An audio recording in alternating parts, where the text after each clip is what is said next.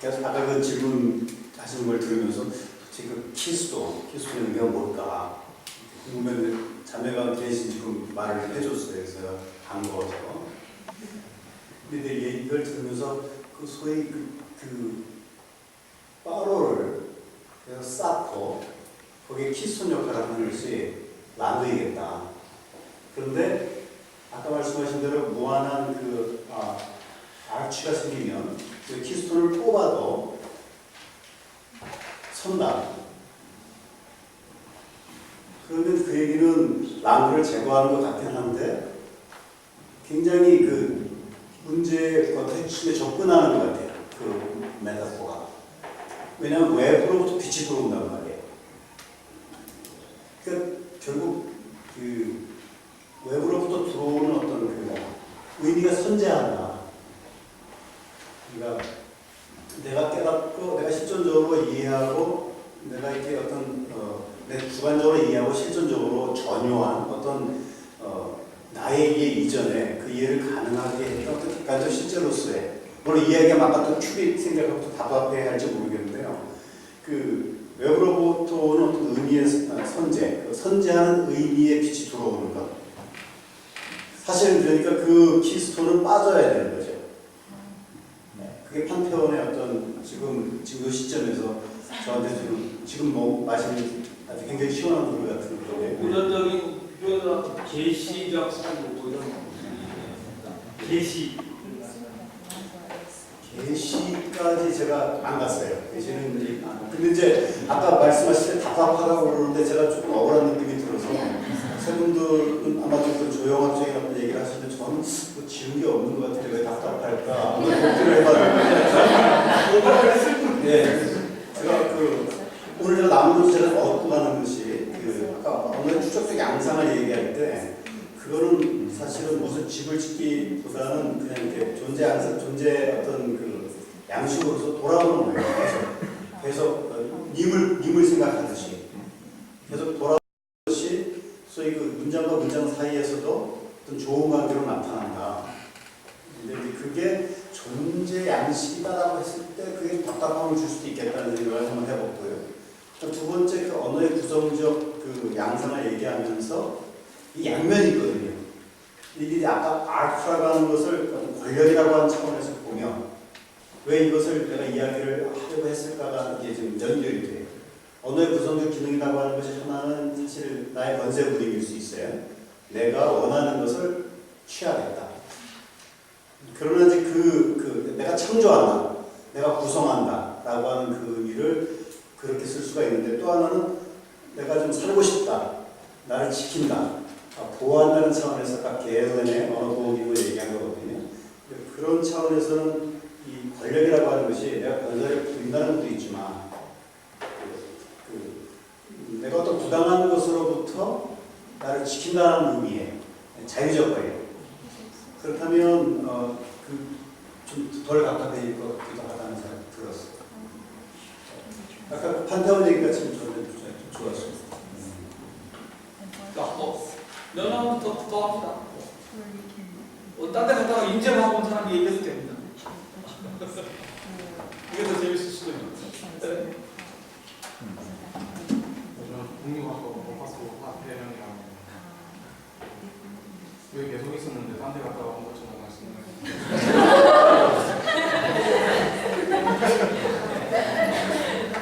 질문은 아니고 코멘트를 많이 알고 싶은데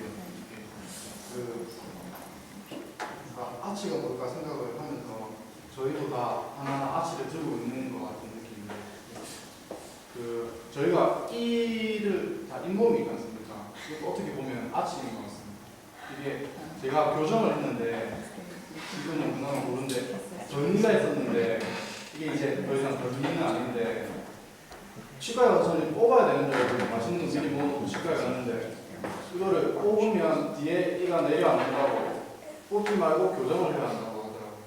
그러니까 이거는 원래 서로 이가 하나만 이렇게 각자가 존재하는 게 아니라 서로 맞물려서 존재하는 그런 게 있구나. 이거 좀 돌아보면서 느끼게 됐고 치과에서 돈을 더 벌고. 사실은 저 나름대로 그 변이가 난 상태로 아치를 들고 있었는데 치과에서는 어떤 보편화된 그런 아치를 보내는 것 같겠습니다. 지금 우리가 이렇게 한번 일하고 펴는 거예요.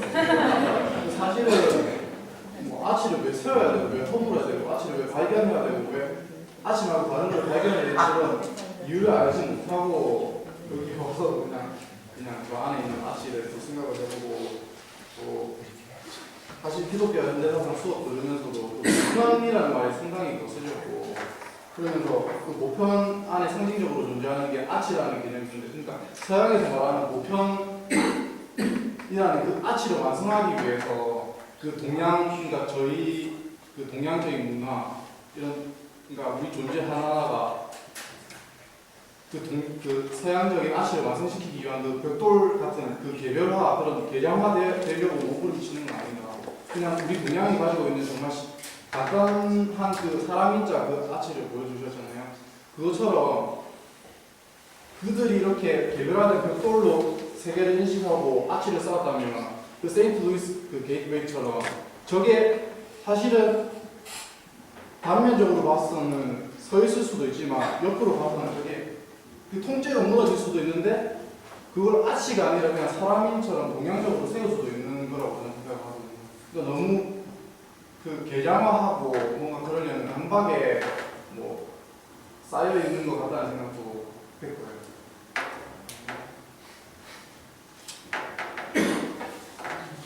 이제 오늘 우리 사태령 모든 형님들 말씀을 들으면서 말씀을 말씀대로 듣고 떠오르는 걸 다 적어달라고 했어요.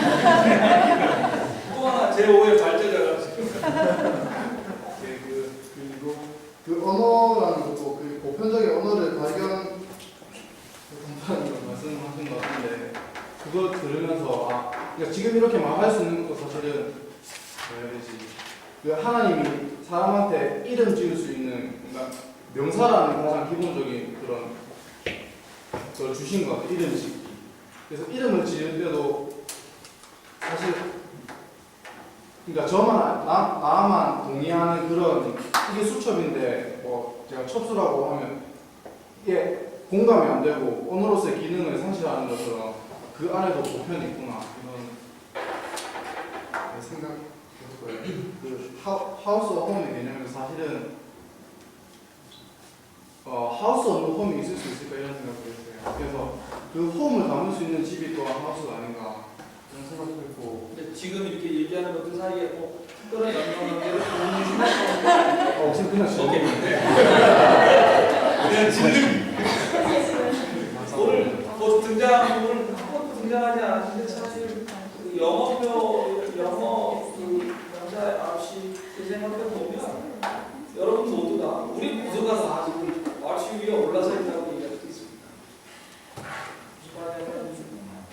발에 이 밑에 이렇게 돼 있는 거 그게 아치일까요? 이게 다 전체적으로 다 딛고 있는 게 아니고 면으로 딛고 있는 게 아니고 사실 그 안에 이렇게 허공이 있고 허공 위에 우리가 지금 있는 거 아마 그게 더 좀 스테빌리티가 있어서 그렇게 하는 분이 이거 저는 더 같아요.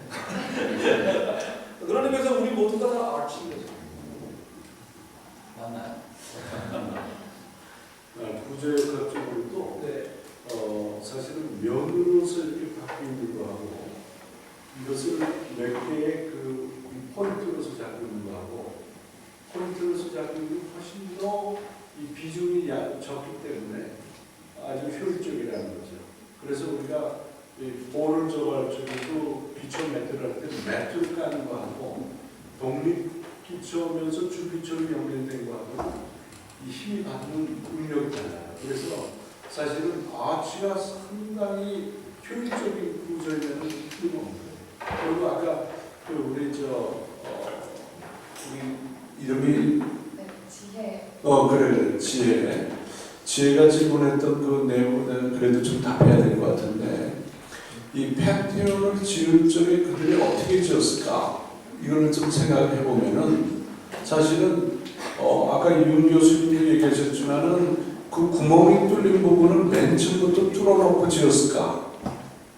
아니면은 그걸 어떻게 지었을까라는 생각을 한다고는 그 안을 그러니까 가짜 키스톤 말하자면 가설의 키스톤과 같은 역할을 한 것을 두고 이렇게 만든 다음에 그걸 살짝 뺀 거예요. 그리고 이제 그 우리가 그리스 건축물을 얘기할 적에 사실 그리스 건축물에서 가장 두드러지게 적어되는 것은 역시 빛의 건축이에요. 명암의 건축. 그러니까 그 빛이 우리가 얘기하는 우리는 그걸 그리스도의 빛으로 볼지 몰라도 그들이 추구했던 그 빛은 그런 빛이 아니에요. 그들의 말하자면 신화 또는 그들이 가지고 있는 사유, 그들이 가지고 있는 세계관 속에서 있는 하나의 말하자면 좀 더 영원한 개념의 그 빛이었던 거죠. 그게 이제 사실은 플라톤적 이 사유와 오죽하면 니체 같은 사람이 기독교를 저속한 플라톤주의라 이렇게 얘기하면 됐던 부분은 사실은 플라톤적인 것과 플라톤적인 영원성과 기독교에서 얘기하는 영혼의 개념이 매우 유사하게 다뤄지는 부분이 있어요.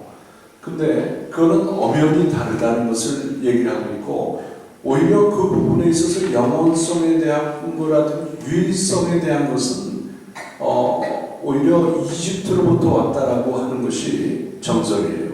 그러니까 그리스에는 그런 유일신, 유일한 거, 이 개념이 사실은 없었고 오히려 이집트의 이 말하자면 유대인들이 가서 거기서 섬겼던 유일신의 개념이 플라톤이 그것을 모방해서 가져왔다라고 하는 것이 정설이기 때문에 그 빛의 개념이 기독교에서 얘기하는 하나님의 빛으로 해석하는 것은 내가 볼 때 조금 무리가 있지 않나 하는 생각이 좀 들어요.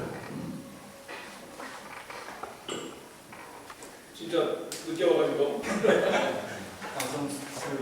지금까지 내용을 못 듣고 시험을 치고 와서 지금 그 판테온에 대해서 허초준 교수님이 얘기를 해주셔서 이제 지금 언급되고 있는 맥락에서 제 생각을 그냥 던지는 식으로 말씀을 드리자면은 이제 지금까지 아치가 서 있을 때 흙과 벽의 이분법적인 그런 세계관이 많이 메타포가 있지 않았나 하는 생각이 들면서 이제 중간에 키스톤이 중간에 주관자 혹은 판단하는 자, 균형 감각을 가지고 정의를 실현시키는 자 혹은 바로잡는 자 이런 식의 생각이 들었고 이제 판테온 같은 경우에는 그게 이제 필요가 없다. 그러니까 만인들 위해 굴림하는 혹은 그거를 판단해야 정죄하고 그런 해야 될 사람이 필요가 없다는 것을 의미하면서 이제 기독교가 다양한 본질적으로 가지는 다양성을 바탕으로 그 버라이어티가 이제 둥근 원으로 표현된 그러니까 이분법적인 그런 게 아니고 이제 전체 동그랗게 네, 그렇게 표현된다는 생각을 했었고 그리고 이제 만인들이 서로 어깨를 맞대고 이제 지탱을 해줄 수 있는 그런 게 아닌가 그리고 이제 그러니까 되게 유대교적으로 이제 해석이 가능한데 네, 일단 그런 의미를 좀 생각을 했었고 그리고 이제 빛을 받아들인다는 게 물질적인 것 그리고 구조 그리고 유한한 것들 그러니까 즉 인간을 말하는 게 이제 그 중간을 비우는 키스톤을 비우는 것 그러니까 그건 그거고 이제 비우는 거는 미지 그리고 무한 그리고 알 수 없음 그 하나님을 받아들이는 그렇게 생각을 해볼 수 있지 않나 그래서 전 판테온 그 구조가 되게 개신교에서 말하는 그 하나님과 인간의 그 구조와 되게 밀접한 연관이 있다고 생각했습니다. 판테온 그렇게 읽어보고 싶은 모양이다. 그렇게 읽어보고 싶었습니다. 제가 요새 민주주의를 좀 많이 알고 있어가지고 자 혹시 무슨 다른 질문 있으면 하시죠. 두 사람 짧게